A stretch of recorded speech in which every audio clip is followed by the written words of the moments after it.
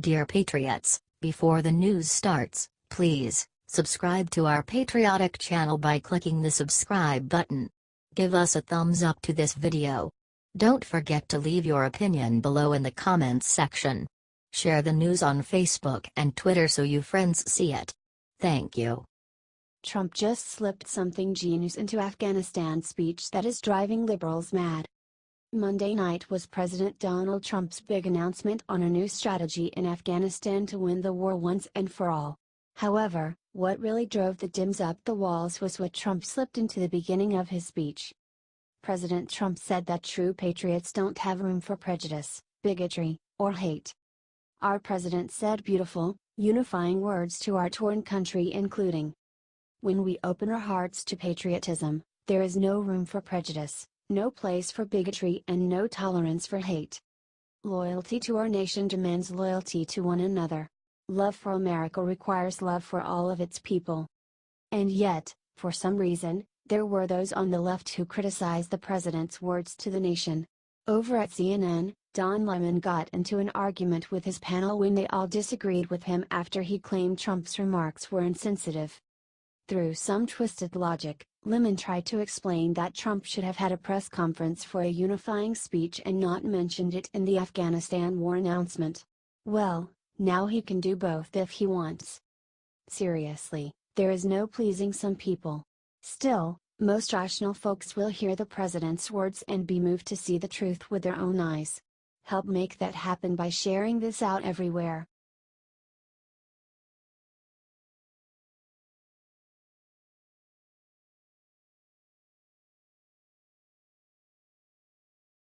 Democrat that called for Trump assassination just got slapped with ultimate karma. Missouri State Senator Maria Chappelle Nadal thought that her Facebook comment calling for the assassination of our sitting president would just slide. On Thursday, she deleted it. She was then visited by the Secret Service, even ABC reported on it. Chappelle Nadal tweeted out the Holocaust threat to Jewish Missouri Governor Eric Greitens. Last Friday, Missouri Lieutenant Governor Mike Parsons told Chappelle Nadal to step down. If she didn't, he would work to remove her. Then this happened today. Senate Democratic Caucus leader Senator Gina Walsh issued the following statement. Senator Democratic Caucus Gina Walsh issued the press stating that Chappelle Nadal's committee would be removed on Tuesday. Share this if you think this woman should have been fired a long time ago for these comments. She is calling for the assassination of the head of her government. Get this out there.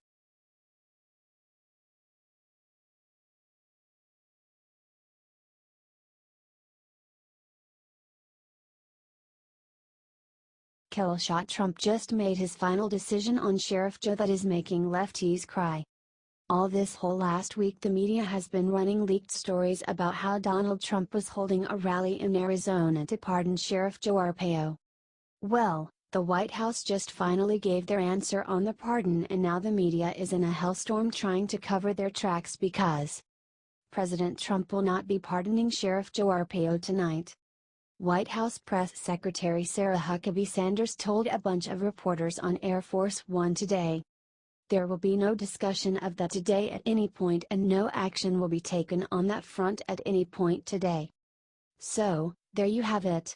Sarah Huckabee seems to know what she is talking about, too, so probably not gonna be any big surprises now. In case you were curious, former Sheriff Joe was arrested last month on contempt of court for failing to follow a 2011 court order demanding he stop racial profiling practices while sheriff. He is currently serving part of his 6-month jail term. Even Arpaio seemed to cast doubt on a possible pardon last week when he told the press, "As far as the situation on a pardon, I didn't ask for it, but I will accept it if he does do it. This president understands what I've been going through. There aren't many politicians around, believe me. I learned that real quick over this situation. You don't see anybody next to me, and I've endorsed so many people." Sheriff Joe seems like a fine guy, however, it's probably smart for the president to avoid the level of controversy just to end a 6-month jail term. If it was years in prison, it may be different, but Trump is a smart guy and he will make the move that's best for our country right now. Help share this big news out to everyone to correct the media's fake stories and show Trump the American people support him despite the MSM.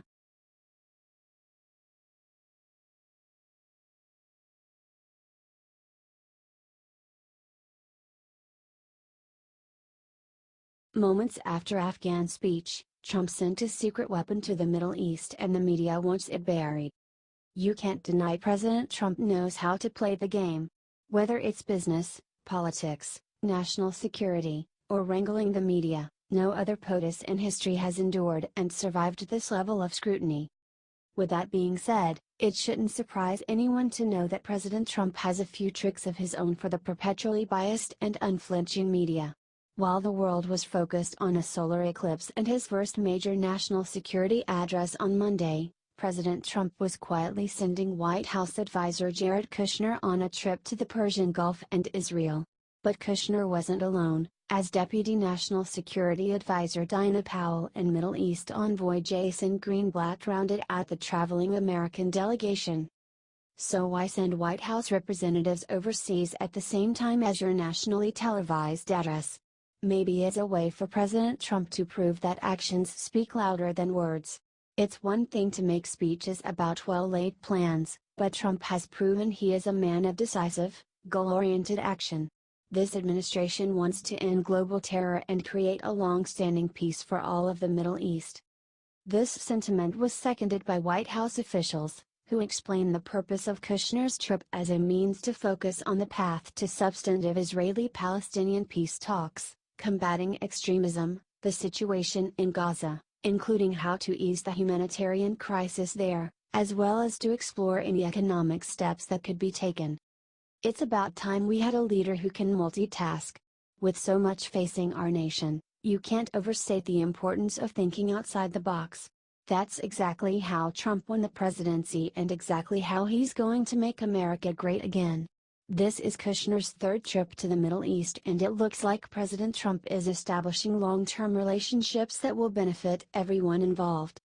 When it comes to protecting our national safety and building long-standing goals for peace, there is no better advocate than President Trump. If you're proud of your president, share this like crazy to spread the word before it's buried by the media. Sources: Politico.com.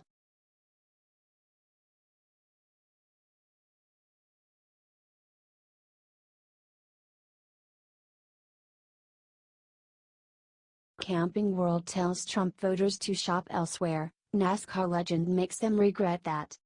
CEOs have started distancing themselves from President Trump. It's sad. They must not like half of the country. Some have attacked Trump in the media, some have dropped out of his councils, but one, in particular, said something really bad. Camping World. Camping World invited its customers to take their RV and outdoor needs elsewhere. That was a huge mistake. Look what they got hit with immediately. Famous NASCAR driver Mark Martin did exactly as they requested and canceled $150,000 order with the company. Good idea.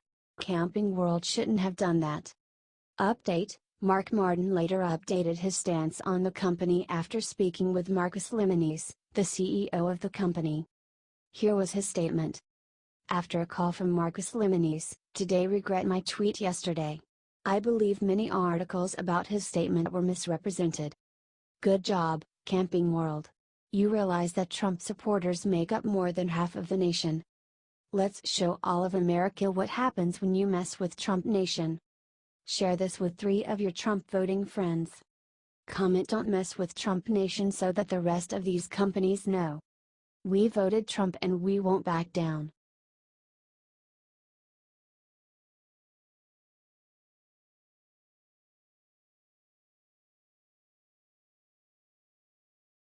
Right after Trump's Afghanistan speech, Paul Ryan did something to save Trump's presidency. Last night was President Trump's big announcement on the Afghanistan war. However, the biggest shocker of all was what Paul Ryan did for the president in his CNN town hall right after Trump's speech. Speaker Ryan promised he would not back Democrat attempts to censure President Trump.